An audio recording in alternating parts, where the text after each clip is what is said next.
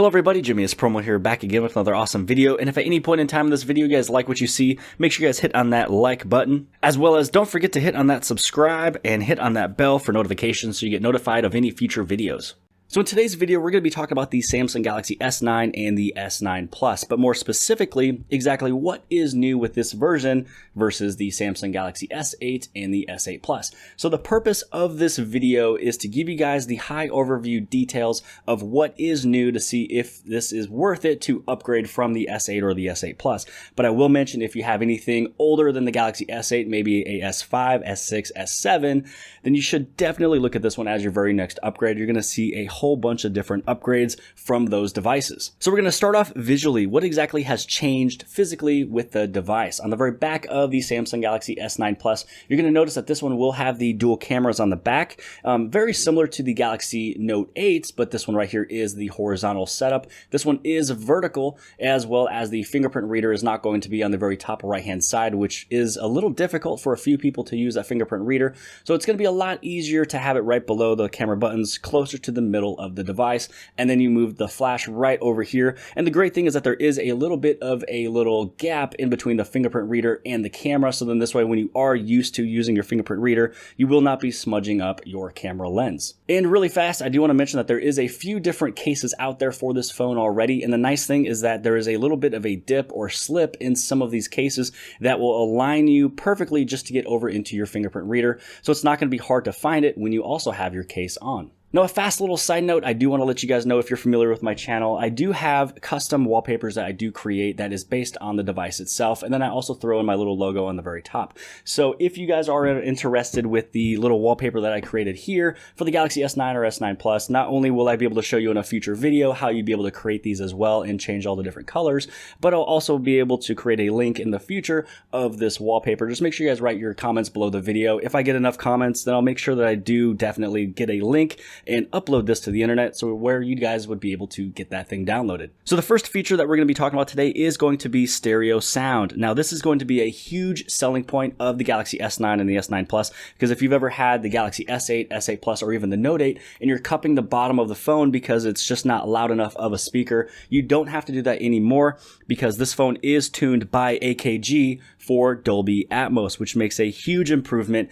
The Galaxy S9 and the S9 Plus is going to be 140% louder than the Galaxy S8.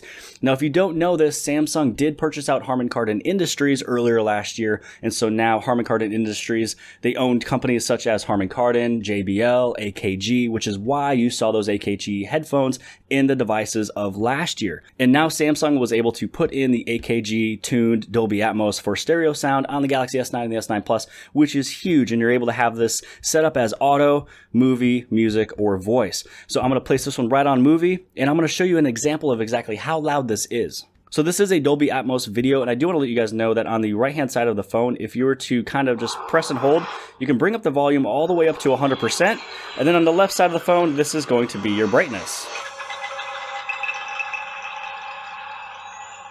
So now we will be doing a sound comparison between the Galaxy Note 8 and the S9 Plus. Now the reason why I chose the Galaxy Note 8 is just because this one is the most recent device right before the S9 Plus, and I want to show you the difference between these two devices within 6 months. So this one is the exact same song that's on both of the devices. They are both also at 100%, and now I'm going to hit play.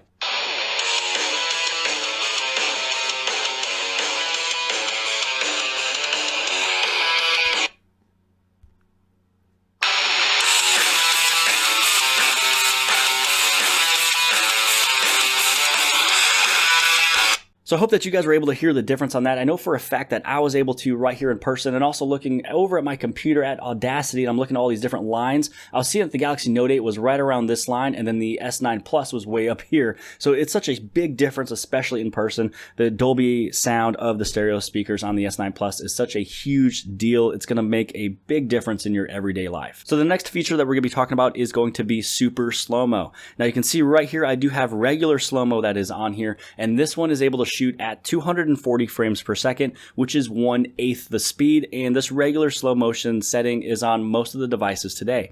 But the Galaxy S9 and the S9 Plus is able to do the super slow-mo, which allows you to go at 960 frames per second, which is 1/32nd the speed. So that is a huge major change. And so what I'm going to do is I'm going to show you a couple examples really fast here of what it looks like, but later on in a future video, I'm going to compile all the different super slow-mo videos I created. I'll put that into one video so you can see all the different opportunities you're able to do with this device. So first off, I do want to mention that you are able to do this as auto or also manual. And inside of manual, that allows you to hit on that little super slow-mo button up to 20 times as you're recording a video. And what auto does is it allows an object to come into the frame of that square. It'll slow it down automatically, and then once it leaves the scene, then it's able to go back at normal speed. So for the first example of this one, this is Chloe running around in the front yard. You can also see that there's two different little boxes right here. This is where you'd be able to turn it on or off. So if you maybe did 15 different super slow-mos in this one video, and if there's a couple of them that didn't really turn out right,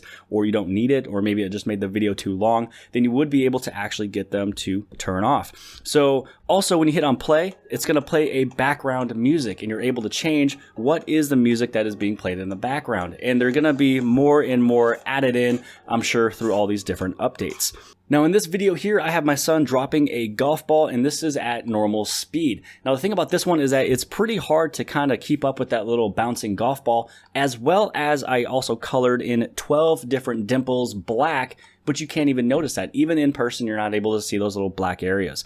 So now with this one being at super slow-mo, 1/32nd the speed, you're able to watch that golf ball come extremely down, extremely slow, and there actually is little black dots on there. And possibly in the future, if I was to upload this one as its own video and you can see this thing on your whole screen here, you would be able to see those black dots and you're able to see all the different details. Now I do want to apologize, this is going to be the very last super slow-mo video, but I just wanted to play this one because I love this feature, and this one is just a fun little video. And I want to give a shout out to my friend Susie for dropping the Mentos over inside of this Coke here so I'd be able to get this thing shot, and it actually came out pretty fantastic. And I know that the slow-mo guys would love this camera inside of this phone. So now when you are looking inside of your gallery and you're just checking out that one little image, let's say you're looking at a picture, maybe your super slow-mo image, when you're inside of the screen here where you have all the different options of, sharing it, also deleting it, on the very top you also have the option to head over into your details. Now the nice thing that is along with this one is that if you're just looking at this little video or picture, swipe up. It's going to get you right back over into details, and it's a fast way that you'd be able to change your super slow-mo video of going the normal speed, the normal direction. You'd be able to change it to go backwards if you would like it to. So if you threw a balloon at somebody, you'd be able to see it kind of like unexplode from their face and come back to whole again. Or you can kind of do this little swing or boomerang effect to where it's kind of going in and out just a little bit. So that is one of the nice things about doing a super slow-mo video, is that it's not only just limited to going forward, but you can make it go backwards or also do a swing option. Now the next feature is going to be dealing with the security of your phone and unlocking it. So this is going to be brand new for the Galaxy S9 and the S9 Plus, which is going to be the Intelligent Scan. Intelligent Scan is a way that it uses not only your iris, but it could also use your facial recognition to unlock the phone. And what it does is it chooses which option is the easiest or fastest way, and then it unlocks it. So if you're in the direct sunlight, maybe the sun is looking directly at you, the infrared is not able to overcome that sun, so it's going to use the facial recognition. Maybe you're in a complete dark area, it's not able to see your face, but the infrared is able to read your iris, then it's able to unlock it that way. Or if you're just in a normal well-lit room, it's able to use either your face or your iris, and you just basically make it look right at you, and it's working simultaneously as your iris or facial. It just uses the one that is able to be read the fastest to unlock your phone. So the next feature is definitely underneath the fun category, and it's called AR emoji. So what you want to do is you want to move over into your camera, move it to the front facing camera, and you're going to switch it over into the shooting mode that is called stickers. Underneath stickers, you're able to create your avatar, and it's a way you'd be able to create an avatar, or some people also refer to it as Bitmoji, of, creating something that is you. And so this one is one that I have created, and I'll do more videos later on showing you exactly how you can also set it up. Now the fun thing is that it's able to pick up almost everything that I'm doing. So it's picking up my mouth movements, it's picking up my little eye blinks if I lift up my eyebrows. And then the fun thing is that if you wanted to create a picture from it, just kind of pose, and now you got your picture. You'd also be able to create a video if you would like as well. Now, there's going to be a huge difference between this one and Animoji. Animoji is where you can turn yourself into like a poop head or a little unicorn, but this is turning into you. And also with this one, it does come out to create stickers of you as well. So let's say that I wanted to send one of my stickers right on over inside of text messages. Maybe it's inside of any other chat service like Messenger or Facebook or Instagram or maybe Allo or anything else. You have the little sticker button, and this is where you can choose any and all of these different stickers that you just created. So it's just super fun because not only are you able to interact and make your own, you also have the video side of it that you can send it to anybody and everybody, but it also creates these stickers for you. So then you don't have to use an application called Bitmoji. Or it just adds to exactly what you're already using. And I guess since I already have this thing on the camera, I've already got it angled at me, we're going to move over into selfie, and I'm going to show you guys the makeup portion of the camera. So this really isn't who I am, but this is going to be a huge selling point if you are a female. So the thing that's amazing about this one is that you have all these different looks that you can choose from. So it's kind of these different like look palettes. You're able to choose, you know, if there's any of these here that kind of looks good on you, or what you're also able to do is you have lipstick, blush, eyeshadow, you have eyebrows, you have a whole bunch of different things, eyeliner that you're able to choose from. And let's just say that this is what I like and I look pretty good with this one. So I'm going to take a picture. Now, the thing that is just amazing about this is that if you like what you see and you like the way that you look inside of this little picture, when you swipe up and when this phone actually gets released and when it gets updated, you're going to actually have this thing connected to where you just hit on buy now. So right now, this is all the different products that's from Sephora, and through the different live stream that I've seen from Samsung, it looks as if they're also going to be adding in CoverGirl and then some other brands as well. So this is just a huge deal because maybe if you went on Snapchat and you noticed maybe there's a filter that made you look really good, but you don't even know if it's a real product. Now you know exactly what you would look like with these products on, and if you like it, just hit on buy. All right, so now that I am done embarrassing myself in front of you guys, let's move over into the very next feature, which is going to be the Android experience of Oreo. Now, I'm not going to go over everything of the Oreo experience. I'm just going to show you a couple different things that is a standout feature inside of this new Android experience. Now, beforehand with the S8 and the S8 Plus, when you press and held on a little application, it allowed you to kind of move it around, put it into a different folder, take it away from your app tray, bring it over into your home screen, disable or turn off, you know, maybe the little badges, or even disable the application and also uninstall it. Now, what this one adds in there is that when you do press and hold on the app of, let's say, YouTube, you're able to go straight over into your subscriptions. Or maybe if you wanted to, you'd be able to go over into what is trending. So instead of you opening the app and then switching different pages, it takes you directly there. So also as example with Allo, I'm able to go directly over into maybe a conversation of anything I have inside of there. So if I had more people there, I'd be able to go over into their conversation, or I can even start a new conversation. What about if you go over into the clock? If you press and hold on clock, instead of getting into the app and then heading over into timer, you'd be able to add an alarm right away.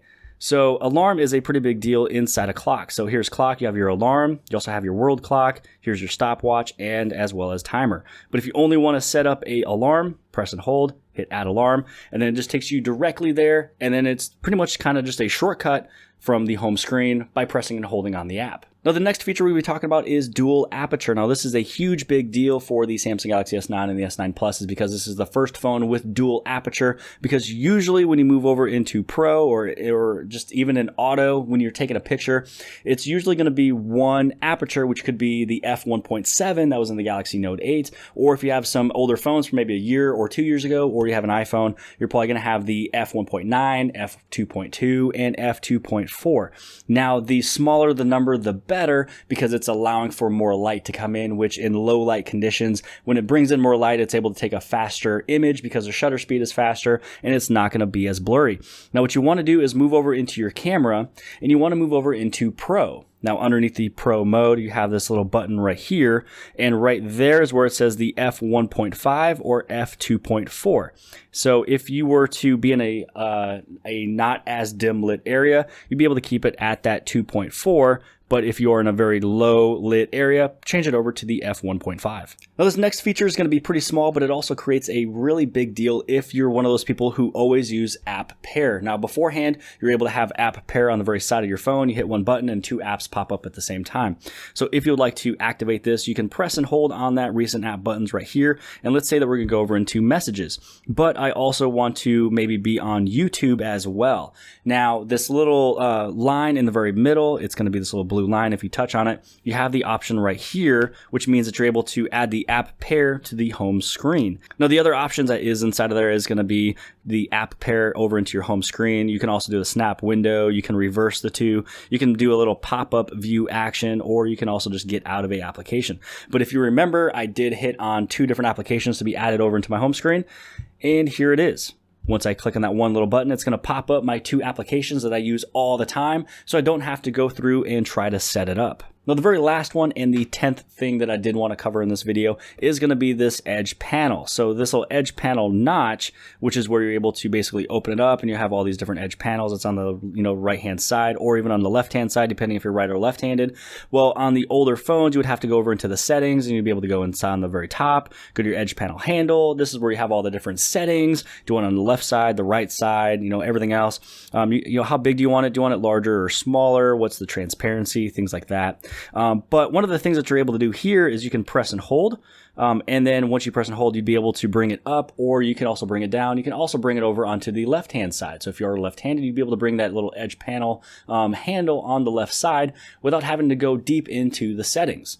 Now, once it's also here, when you open it up, the other thing that is brand new is when you hit on this little button, it's going to show all the edge panels that you have instantly. So if you wanted to go directly over into your clipboard, now you got your clipboard. If you open this thing up, you click there, and you want to move over into your app's edge, then you have that there as well. It's just a really nice little feature. It's super small, but now you don't have to keep rummaging through all the different edge panels you have just to get to the one that you want to get to extremely fast. Now, outside of that, everything else is going to be pretty much the exact same. The battery sizes are the same. You have the 3500 for the S9 Plus, 3000 for the S9. It's the same thing for the S8 and the S8 Plus. But because this one does have the Snapdragon 845, it is going to be just a little bit better than the 835.